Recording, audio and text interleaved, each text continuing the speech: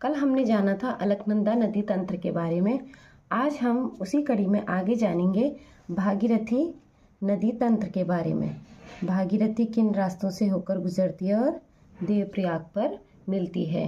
हम जानेंगे भागीरथी के उद्गम स्थल से लेके देवप्रयाग में इसके अलकनंदा तक के मिलने के सफ़र को। स्क्रीन पर ये रहा उत्तराखंड का नक्शा। ये रही हमारी भागीरथी नदी। भागीरथी नदी तंत्र के बारे में ही हम जान रहे हैं। भागीरथी नदी निकलती है गंगोत्री हिमनद के गोमुख से। गोमुख से जब आगे बहती हुई भागीरथी बहती है तो यह सर्वप्रथम मिलती है भृगु सरोवर से निकलने वाली भोजगाड़ से। यहाँ पर कहीं पर हमारी भृगु सरोवर से निकलती है, भृगु सरोवर से हमारी निकलती है भोजगाड़ नदी। यहाँ पे हमारी निकलती है भोजगाड़ नदी जो भागीरथी में मिलती है। कुछ आगे चलने पर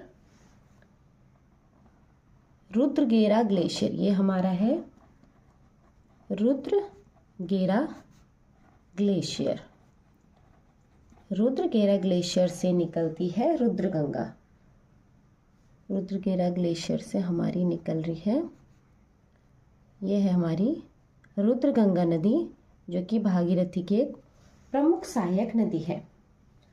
कुछ आगे चलने पर भागीरथी का संगम होता है केदार गंगा से और केदार गंगा नदी हमारी निकलती है, यहाँ कहीं पर है हमारा केदार ताल।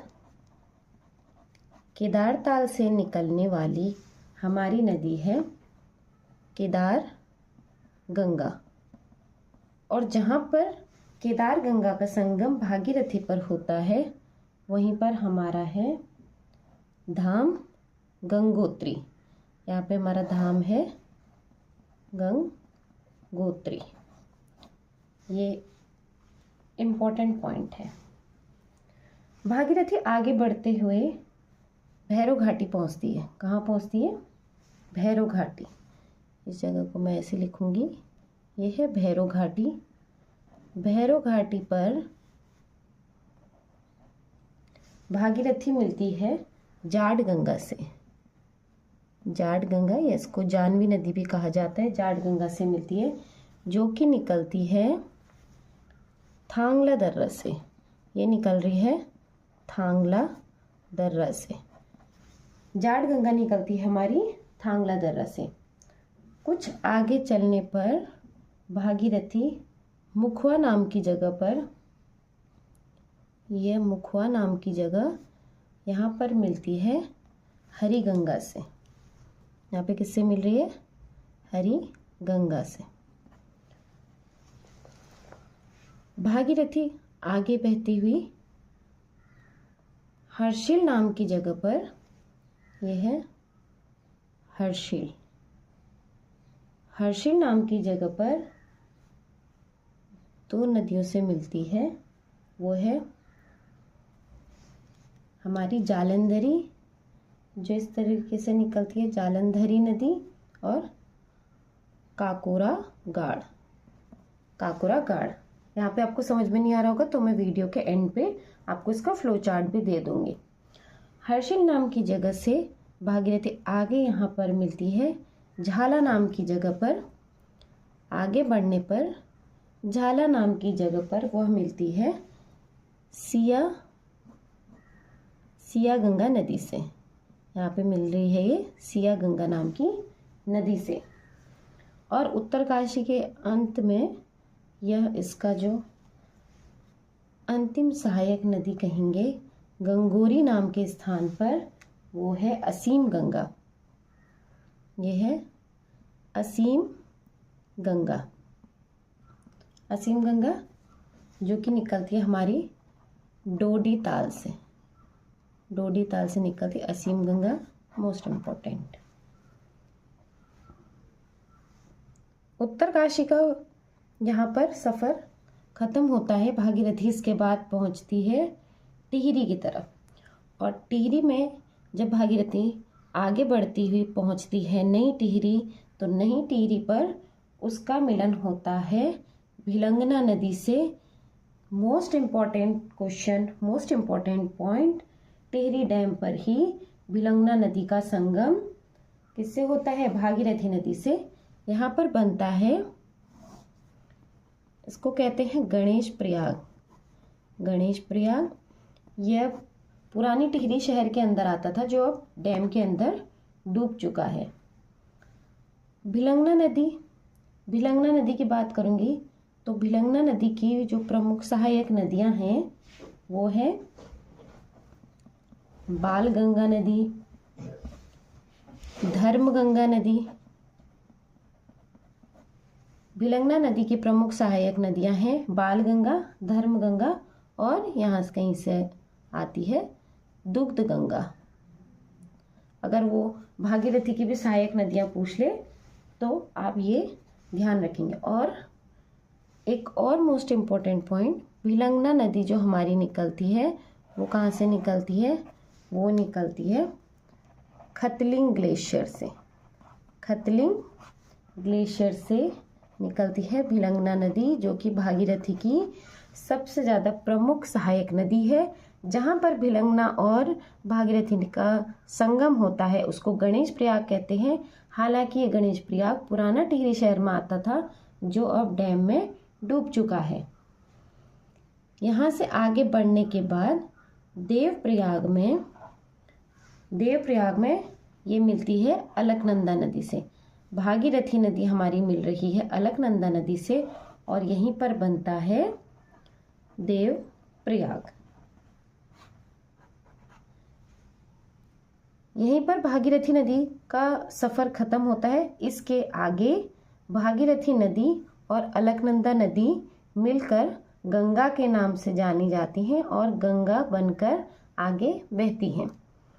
तो ये रहा हमारा आज का भागीरथी नदी तंत्र। हालांकि हमारा उत्तरकाशी ज़िला छोटा सा और उसमें बहुत सारी छोटी छोटी नदियाँ, इसकी सहायक नदियाँ हैं जो आपको समझ में नहीं आए। एक छोटे से ज़िले में नदियों को दर्शाना पूर्णतः साफ सुथरा ये थोड़ा मुश्किल कार्य है। इसीलिए यहाँ पर एक फ्लो चार्ट बनाया गया है कि किस हिसाब से भागीरथी नदी अपने उद्गम स्थल से बहती हुई कहाँ पर किस नदी से मिलती है और उससे किस दिशा से कौन सी नदी आकर मिलती है। प्रमुख जगहों के नाम जो आपको याद रखने हैं और देवप्रयाग तक का इसका सफ़र। गंगोत्री ग्लेशियर के गोमुख से देवप्रयाग तक भागीरथी कुल 205 किलोमीटर का सफ़र तय करती है। परीक्षा दृष्टि में इम्पॉर्टेंट है। तो एक बार सीक्वेंस में देखेंगे। गंगोत्री ग्लेशियर से गोमुख से निकली भागीरथी नदी, भृगु सरोवर के भोजगाड़। एक बार एक नज़र फिर से मार लेंगे अगर किसी बच्चे को समझ में नहीं आया नक्शे में। गंगोत्री ग्लेशियर के गोमुख से निकली हमारी भागीरथी नदी। जब भागीरथी नदी आगे बहती गई तो सबसे पहले भृगु सरोवर से उस पर मिलती है भोजगाड़ नदी। भृगु सरोवर से क्या मिलती है? भोजगाड़ नदी। कुछ आगे चलने पर रुद्रगेरा ग्लेशियर से निकलती है रुद्रगंगा, जो कि भागीरथी नदी में मिलती है। आगे जब भागीरथी नदी गंगोत्री धाम पहुंचती है तो केदार ताल से निकलने वाली केदार गंगा नदी भागीरथी नदी में मिलती है। भागीरथी अपना सफ़र जारी रखते हुए जब भैरव घाटी पहुंचती है तो भैरव घाटी पे थांगला दर्रा से निकलने वाली जाट गंगा नदी मिलती है और यहाँ से ये आगे बढ़ती है। आगे बढ़ने पर मुखवा नाम की जगह पर यह मिलती है हरी गंगा नदी से। मुखवा से जब आगे बढ़ती हुई भागीरथी बहती है वो पहुँचती है हर्षिल जगह पर और हर्षिल स्थल पर काकोरा गाड़ और जालंधरी नदी दोनों ही भागीरथी नदी से मिलती हैं। कुछ दूरी तय करने के बाद हमारी भागीरथी पहुंचती है झाला में। झाला में इसमें मिलती है सिया गंगा। ये परीक्षा में पूछा हुआ प्रश्न है। झाला से अपना सफ़र आगे शुरू करती हुई जब भागीरथी गंगोरी जगह पर पहुंचती है तो डोडी ताल से निकलने वाली असीम गंगा हमारी भागीरथी में मिलती है। और डोडी ताल किस ज़िले में है ये भी बहुत बार पूछा गया है। ये है उत्तरकाशी ज़िले में। गंगोरी के बाद हमारी भागीरथी नदी टिहरी गढ़वाल ज़िले में पहुंचती है। टिहरी गढ़वाल ज़िले में टिहरी डैम या मैं कहूँ गणेश प्रयाग, जो कि अब पुरानी टिहरी में आता था, जो टिहरी डैम के अंदर डूब चुका है, वहाँ पर मिलती है भिलंगना नदी। भिलंगना नदी हमारी निकलती है खतलिंग ग्लेशियर से, मोस्ट इम्पॉर्टेंट। और वहीं भिलंगना नदी की सहायक नदियों की भी बात कर लेते हैं तो मंसूर ताल से निकलने वाली दुग्ध गंगा, सहस्त्र ताल से निकलने वाली धर्म गंगा और महासर ताल से निकलने वाली बाल गंगा नदियाँ बूढ़ा केदार में मिलती हैं। और ये सब नदियाँ आगे चलकर भिलंगना नदी से मिलती हैं। यहाँ से भिलंगना नदी बहती हुई गणेश प्रयाग में भागीरथी नदी से मिल रही है। भागीरथी नदी यहाँ से आगे बढ़ने पर देव प्रयाग में, जो हमारा पंच प्रयाग का आखिरी प्रयाग है, वहाँ पर अलकनंदा नदी से मिलती है और यहाँ से आगे ये बहती है गंगा नदी बनकर।